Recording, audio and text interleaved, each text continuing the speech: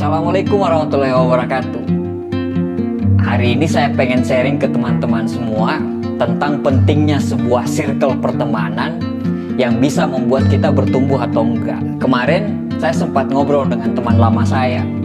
Singkat cerita, kita nanyain kabar teman-teman yang lain. Oh, gimana sih ini, gimana sih itu, wah ini sudah sukses ya, ini sudah jadi ini ya, wah ini sana udah di sini ya, sana sudah di situ ya. Kita cerita ngalor ngidul mengenai teman-teman kita dulunya dan sekarang mereka seperti apa. Ada teman kita yang dulu bandel banget, wah kerjanya pokoknya segala macam kenakalan itu dikerjain sama dia.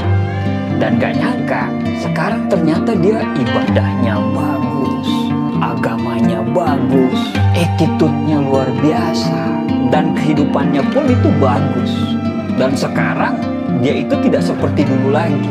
Nah, terus teman saya nyambung, iya sih, soalnya dia sekarang itu bergaulnya dengan si A dan bergaulnya dengan si B. Sedangkan sepengetahuan saya, si A dan si B ini memang dari dulu terkenal dengan ibadahnya bagus, agamanya bagus, ya, attitude-nya bagus, dan segala macamnya.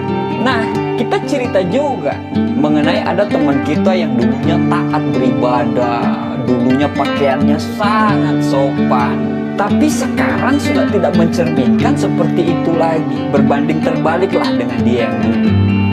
Dari sini memang sangat jelas bahwa mau jadi apa kita 5 tahun yang akan datang itu ditentukan. Yang pertama adalah buku apa yang kita baca, dan yang kedua dengan siapa kita bergaul. Kalau zaman sekarang itu ditambah siapa yang Anda follow di media sosial. Jadi kalau ada orang yang sebenarnya ngomongnya seperti ini, jangan pilih-pilih teman lah, semua bisa ditemani kok. Sekarang coba saya tanya, kira-kira kalau anakmu temenan sama tukang mabuk, kira-kira kamu izinin nggak? Kira-kira kalau anakmu temenan sama orang yang terkenal suka ngambil barang orang, kira-kira Anda ngizinin nggak? Kalau saya pasti nggak ngizinin anak saya untuk berteman dengan dia. Terus ada yang ngebantahin, ada yang bilang seperti ini, kita bisa kok merubah teman-teman yang gak bagus itu menjadi baik kok. Dia tidak akan bisa berubah kecuali dia sendiri yang mau merubah. Ngapain kita ngabisin waktu kita untuk merubah orang, sedangkan dia sendiri tidak mau berubah? Waktu kita itu hanya 24 jam satu hari. Masa kita mau menghabiskan waktu kita untuk hal-hal yang belum tentu itu menguntungkan kita? Sedangkan kita sendiri itu masih kurang, masih banyak yang kurang dari diri kita. Mending kita kelilingi diri kita dengan orang-orang yang bisa membuat diri kita bertumbuh. Jadi penting gak kita untuk memilih teman, apalagi yang nantinya berada dalam circle kita? Sangat penting, karena saat kita dan mereka diikat dengan kata pertemanan, berarti kita harus rela berkorban satu sama lain, rela untuk investasi waktu satu sama lain, untuk ketemu, ngobrol, hahaha, dan lain-lainnya. Kalau orangnya tepat, berarti investasi kita tidak sia-sia. Bagaimana kalau kita salah teman?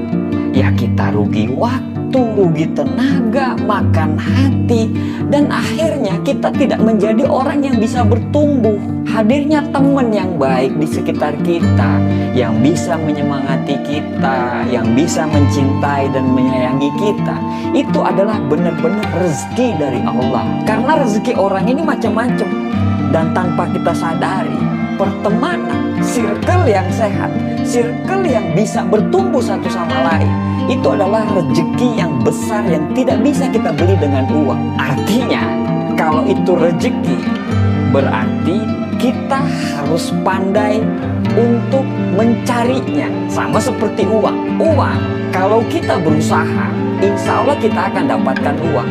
Begitu juga dengan pertemanan. Kalau kita mencari teman yang baik, teman yang bisa mengarahkan kita ke hal-hal yang baik, insya Allah kita akan mendapatkan teman-teman tersebut. Jadi memang harus dicari, jadi jangan sembarang untuk memilih teman. Nah, sekarang ada 4 tipe teman-teman yang harus berada dalam circle kita. Yang pertama, teman-teman yang penuh inspirasi. Teman yang bisa menginspirasi ini bukan teman yang sudah sukses terus dia bisa menginspirasi. Bukan.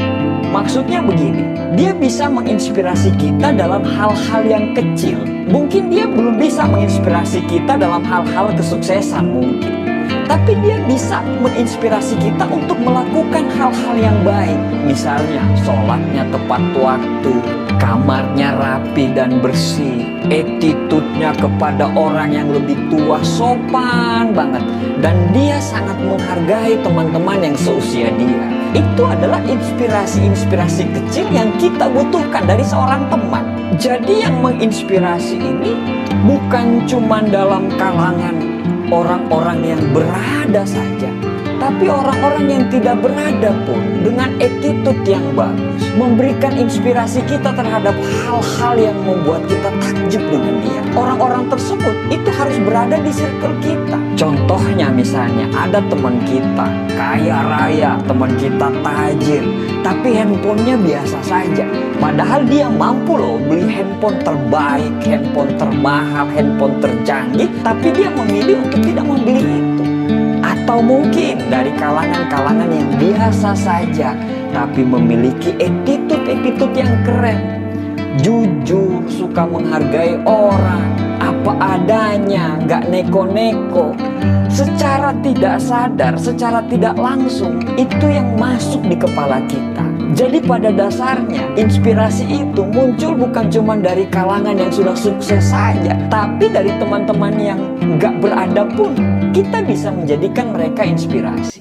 Yang kedua, teman-teman yang punya motivasi. Apa bedanya inspirasi dan motivasi? Motivasi itu menjadi penyemangat untuk bertindak, sedangkan inspirasi adalah penghubung antara diri kita dan tindakan kita. Motivasi itu bisa mendorong kita untuk melakukan segala macam hal, sedangkan inspirasi adalah tarikan agar kita mau melakukan sesuatu yang sesuai dengan diri kita sendiri. Orang-orang yang punya motivasi tinggi ini bukan hanya orang-orang yang punya status dan story-story tentang motivasi loh ya, tapi orang-orang ini adalah orang-orang yang mempunyai motivasi dan dia implementasikan secara tindakan. Melihat matanya aja kita udah semangat sekali.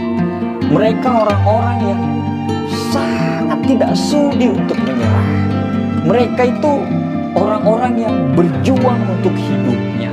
Orang-orang ini gak pernah nunjukin rasa sakit mereka, rasa kecewa mereka di depan orang lain. Karena bagi mereka, nunjukin rasa sakit di depan orang lain, apalagi semua orang lain tahu tentang sakit mereka, itu adalah aib mereka. Kalau melihat teman-teman yang punya motivasi tinggi ini, melihat mereka itu kita pengen gerak aja. Karena aura dari motivasi mereka itu sampai loh ke kita. Zaman-zaman sekarang ini berbanding terbalik. Orang-orang itu kalau susah, punya masalah lain, malah dijadiin konten, dipamer di media sosial. Mereka bangga dengan apa yang terjadi dengan keluarga mereka. Mereka posting di media sosial dengan sound effect.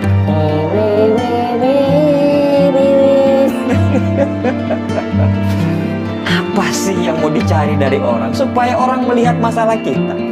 Enggak lah, makanya kelilingi pertemanan kita itu dengan memang benar-benar orang-orang yang punya motivasi tinggi, punya motivasi hidup yang tinggi. Dan orang-orang ini jarang sekali keluar dari mulutnya itu mengeluh, negatif, dan sebagainya macamnya gitu. Yang ketiga, kelilingi diri kita itu dengan orang-orang yang selalu happy dan selalu bersyukur. Sekarang pernah nggak kita ketemu dengan orang, atau mungkin sudah ada lah di sekeliling Anda gitu. Pada saat kita ketemu dengan dia, kita merasa tenang, kita merasa nyaman. Dan pada saat ketemu dia itu kita ketawanya itu lepas gitu. Kita jadi orang yang apa adanya gitu. Dalam kondisi apapun, dia akan selalu happy dan selalu bersyukur. Dia selalu senang dengan kondisi apapun, selalu bersyukur, dan memang orangnya tidak mengeluh sama sekali.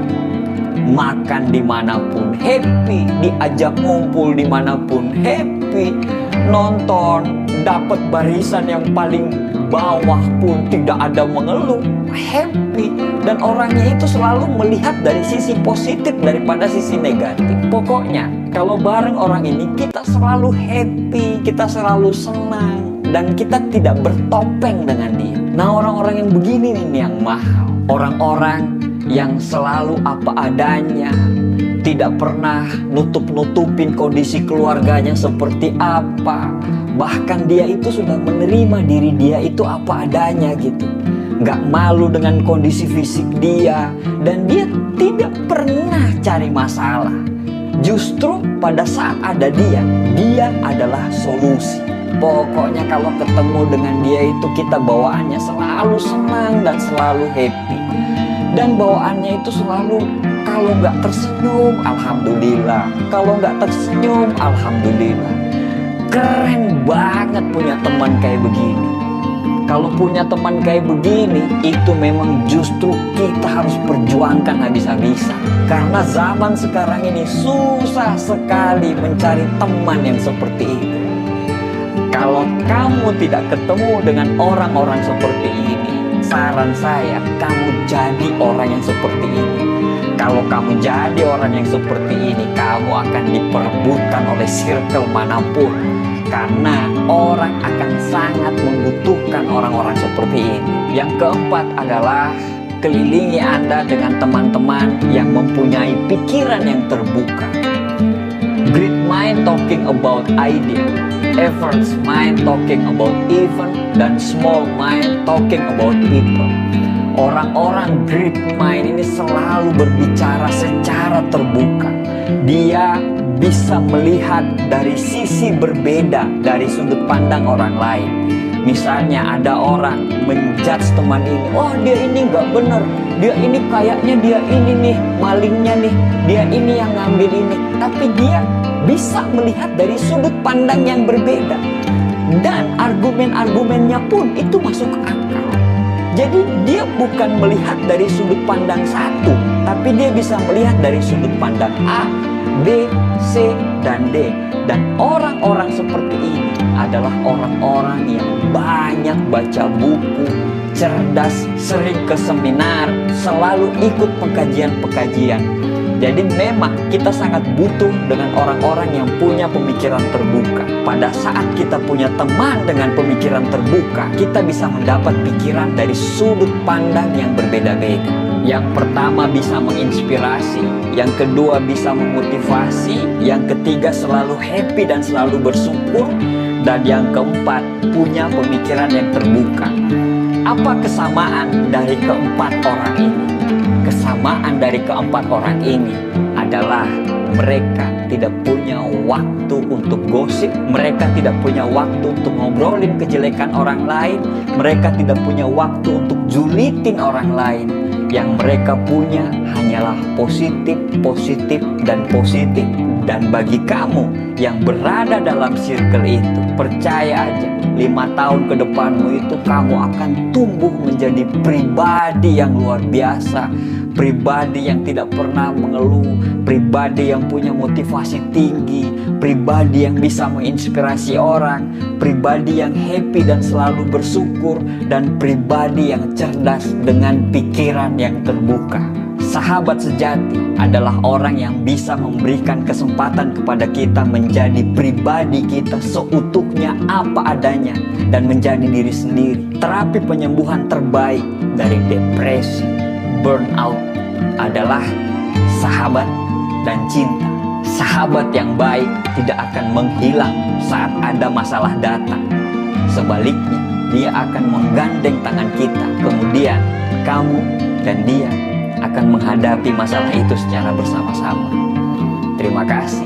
Demikian sharingnya. Assalamualaikum warahmatullahi wabarakatuh.